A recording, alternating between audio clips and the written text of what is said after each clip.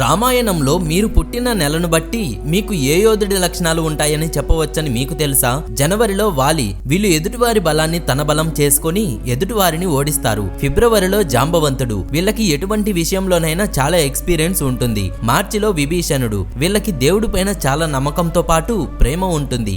ఏప్రిల్లో లక్ష్మణుడు వీళ్ళు తన సొంత వాళ్ళ కోసం ఎటువంటి ఐశ్వర్యాన్నైనా వదులుకోగలరు. మేలో రావణాసురుడు వీళ్ళు చాలా ఇంటెలిజెంట్, కానీ వీళ్ళకి ఆ తెలివి ఎక్కడ యూజ్ చేయాలో తెలియదు. జూన్ లో జటాయువు వీళ్ళకి చాలా పెద్ద డ్రీమ్స్ ఉంటాయి, వాళ్ళు వాటిని అచీవ్ కూడా చేస్తారు. జులైలో పరశురాముడు వీళ్ళు అనుకుంటే ఏదైనా సాధిస్తారు. ఆగస్టులో ఇంద్రజిత్తు వీళ్ళ దగ్గర ఆల్రెడీ చాలా ఐశ్వర్యం ఉంటుంది, కానీ తన సొంత బలంతోనే ఏదైనా సాధిస్తారు. సెప్టెంబర్ లో రాముడు వీళ్ళు చాలా పవర్ఫుల్ అండ్ రెస్పెక్టబుల్ గా ఉంటారు. అక్టోబర్ లో అంగదుడు వీళ్ళు ధర్మం కోసం సొంత వాళ్ళని కూడా వదులుకోగలరు. నవంబర్ లో కుంభకర్ణుడు వీళ్ళు జీవితం మొత్తం చాలా రిచ్ లైఫ్ లీడ్ చేస్తారు. డిసెంబర్ లో హనుమంతుడు వీళ్ళు నమ్మిన వాళ్ళ కోసం తన ప్రాణాలని అయినా ఇస్తారు. మరి మీకు రామాయణంలో ఏ యోధుడి క్యారెక్టర్ వచ్చిందో కింద కామెంట్ చేయండి.